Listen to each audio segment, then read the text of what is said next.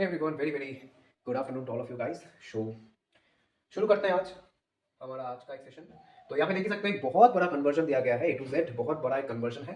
ठीक है, तो इसको हम लोग बोलते हैं मेटामॉर्फोसिस। ये MS चौहान से अडेप्टेड है। ठीक है, मैं पहले से ही बोल दे रहा हूँ। तो इसका मेन कंसेप्ट यही है, मेन मतलब हमारा मोटिव यही है कि यहाँ से ना हमको हर एक रिएजेंट को एक और बार रिवाइज करने का मौका मिल जाएगा। ठीक है, हर एक रिएजेंट को हम लोग एक और बार रिवाइज कर पाएंगे। ठीक है, तो चलिए शुरू करते हैं without any wasting any time. शुरू करते हैं, चलो आप। तो फर्स्ट ऑफ ऑल मैं यहाँ पे आंसर्स करूंगा और यहाँ पे आपको क्वेश्चन दिख रहा होगा। तो पहले क्या बताया गया है, बेंजीन के साथ आपको कॉन्सेंट्रेटेड H2SO4 का रिएक्शन दिया गया है। ये कौन सा वाला रिएक्शन है, कौन सा वाला है, पहले खुद से ट्राई कीजिए। ये है हमारा सल्फोनेशन। तो ए हमारा क्या बन रहा है, ए हमारा बन रहा है, ये बन रहा है ना SO3H, ये हमारा बना। ठीक है, ठीक है, ये हमारा बना। ओके, अब देखो बी में क्या बोला गया, NaOH दिया गया, यानी ये H रिप्लेस होकर, आपको पता है कि एसिडिक H है, तो बी क्या बनेगा, ये H रिप्लेस होकर Na आ जाएगा, है ना, एक Na आ जाएगा, तो SO3Na। ठीक है, अब देखो फ्यूज्ड NaOH मतलब यहाँ पे ये फेनॉल बनने का स्टेप है। आपको पता है इंडस्ट्रियली आप जब फेनॉल बनाओगे तब आपको ये स्टेप्स दिए जाते हैं। तो फ्यूज्ड NaOH का मतलब है यहाँ पे आपका बन जाएगा फेनॉल। ठीक है, फेनॉल बन रहा है। समझ में आया, आई होप आपको समझ में आया होगा। देखो फिर यहाँ पे डी में क्या बोला गया, देखो अब ध्यान से इस पार्ट को देखो, DEFG ये पार्ट देखो, क्या आपको ये फेमिलियर नहीं लग रहा है, क्या आपको ये फेमिलियर नहीं लग रहा है। देखो यहाँ पे दिया गया है ये वाला प्रोपीन है ये, ठीक है, प्रोपीन। फिर यहाँ पे दिया गया है O2H, O2 हीट। फिर यहाँ पे क्या दिया गया है, डाइल्यूटेड H2SO4 और F और G एक नेल पॉलिश है। नेल पॉलिश मतलब ये एसीटोन है, जी हमारा एसीटोन है। ठीक है, जी हमारा है एसीटोन, नेल पॉलिश मतलब एसीटोन। समझ रहे हो, नेल पॉलिश और कुछ नहीं बल्कि एसीटोन है। तो ये एसीटोन है, मतलब ये कौन सा वाला रिएक्शन बताया जा रहा है, कमेंट में जरूर बताइएगा ये कौन सा वाला रिएक्शन है।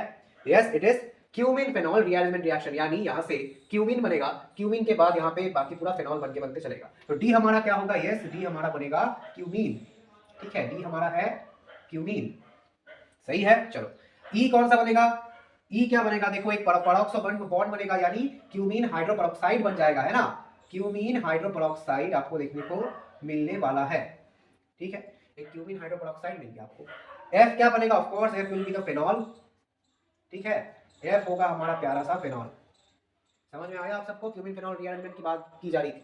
अब देखो F से आयरन RMT मतलब रायमंड टिमैन रिएक्शन करवाया गया है। तो रायमंड टिमैन में दो प्रोडक्ट्स बनते हैं, एक पैरा में CH हो जाता है, एक ऑर्थो में जाता है। आपको पता है कि ऑर्थो वाला प्रोडक्ट मेजर होता है, तो जे क्या बनेगा, जे बनेगा पैरा वाला प्रोडक्ट, है ना। रायमंड टिमैन में जे बनेगा ये पैरा वाला प्रोडक्ट, और आई क्या बनेगा, आई बनेगा ऑर्थो वाला प्रोडक्ट। ठीक है, ये ऑर्थो वाला बनेगा आई। समझ में आया आप सबको, आई होप आपको समझ में आया होगा। अब देखते हैं नेक्स्ट क्या आता है। अब देखो क्या बोला गया है, यहाँ पे NaBH4 दिया गया है आई को। अब आई को जब आप NaBH4 देखो, ऊपर वाला मिटा रहा हूँ, ठीक है, ऊपर वाला मैं थोड़ा सा मिटा रहा हूँ जिससे कि मुझे जगह मिलेगी। आप लोग नोट जरूर कर लेना, नहीं तो रिवाइंड करके एक और बार नोट कर लेना, मैं मिटा रहा हूँ यहाँ से। अब यहाँ पे देखो आई को जब NaBH4 दोगे, NaBH4 क्या है, माइल्ड ऑक्सीडाइज, सॉरी यहाँ पे NaBH4 क्या है, बोलिए आप लोग। NaBH4 क्या करता है, NaBH4 C double bond O के ऊपर काम करता है ना, और उसको रिड्यूस कर देता है। ये माइल्ड रिड्यूसिंग एजेंट है, ये सिलेक्टिव रिड्यूसिंग एजेंट है। NaBH4 स्पेशली कार्बोनिल बॉन्ड्स के ऊपर काम करता है, आपको पता है ये कार्बोनिल्स के ऊपर ये काम करता है। तो यहाँ पे देखो I के ऊपर जब NaBH4 लगेगा तो क्या होगा, ये एक अल्कोहल बनाया है ना, CH2OH बना देगा, और ये तो फेनॉल था। यस और नो, हो गया, ये M प्रोडक्ट बना हमारा, ये हमारा M बना। ओके, अब देखो ये हो गया, अब ये है हमारा M। फिर देखो H में क्या बोला गया है, F से जब H बन रहा है यानी Na मतलब मिक्स एसिड दिया गया है, यानी नाइट्रेशंस कराए हैं। ठीक है, मिक्स एसिड मतलब अगर आपको नहीं पता मिक्स एसिड क्या है, तो कंसंट्रेटेड H2SO4 और कंसंट्रेटेड HNO3 ये दोनों को एक साथ मिक्स एसिड बोला जाता है, ताकि हीट भी लगता है अच्छा खासा। ठीक है, 60 से 80 डिग्री सेंटीग्रेड यहाँ पे हीट लगता है। तो H हमारा क्या बनेगा, H देखो ये एक्सेस में ही पकड़ लेते हैं हम लोग, तो H हमारा पिक्रिक एसिड बनेगा। आपको पता है पिक्रिक एसिड के बारे में हमने बताया था ARSN में कि पिक्रिक एसिड एक बहुत ही बढ़िया एसिडिक है, एसिडिक कंपाउंड है। इसका पीके वैल्यू होता है 0.5, मैंने बताया था ना आप सबको। चलो इसको थोड़ा सा साइड में लिखते हैं, NO2, ये अपना H। ठीक है, पिक्रिक एसिड बना। अब देखो यहाँ तक पूरा खेल खत्म। अब यहाँ से देखो F यानी फेनॉल के साथ, F मतलब फेनॉल के साथ CH3COCl का रिएक्शन दिया गया। देखो बहुत ही इंपॉर्टेंट रिएक्शन है, जब F के साथ आप CH3COCl का रिएक्शन करवाओगे ना, तब कुछ ऐसा बनेगा। ठीक है, तब कुछ ऐसा बनेगा, समझ में आया, तब कुछ ऐसा, आई थिंक सॉरी यहाँ पे OH आएगा, तब कुछ ऐसा बनेगा। ओके, तब कुछ ऐसा आया। अब देखो AlCl3 दिया गया है, AlCl3 देने का मतलब क्या है, AlCl3 देने का मतलब क्या है, AlCl, सॉरी ये तो मिथाइल था ना, यहाँ पे तो मिथाइल था CH3। अच्छा ये हमारा बना N। अब ALC देने का मतलब ये कौन सा वाला रिएक्शन फॉलो कर रहा है? Yes, it is fries rearrangement. Fries rearrangement में क्या होता है हमारा, वो कंपाउंड बनेगा कुछ ऐसा, पैरा में चला जाएगा, ये वाला ग्रुप पैरा में चला जाता है ना, और यहाँ पे फिनॉल ऊपर रह जाता है, ये वाला ग्रुप पैरा में चला गया, ठीक है। फ्राइज रीअरेंजमेंट में तो ऐसा ही होता है भाई, समझ में आया आपको? अब देखो क्या बोला गया है, बोला गया NH2NH2OH-, ये कौन सा वाला रिएक्शन है? Yes, it's Wolff Kishner reduction, WKR। ये वुल्फ-किर्शनर अगर आप करोगे, WKR जब फॉलो कर रहे हो तो क्या होता है, WKR क्या करता है, इस डबल बॉन्ड O को ये CH2 में बदल देता है, ठीक है। तो ये CH2 में बदल देगा नीचे वाले डबल बॉन्ड O को, और ये हमारा बना ये वाला कंपाउंड, ये है हमारा P बन गया हमारा, ठीक है, ये हमारा बना P।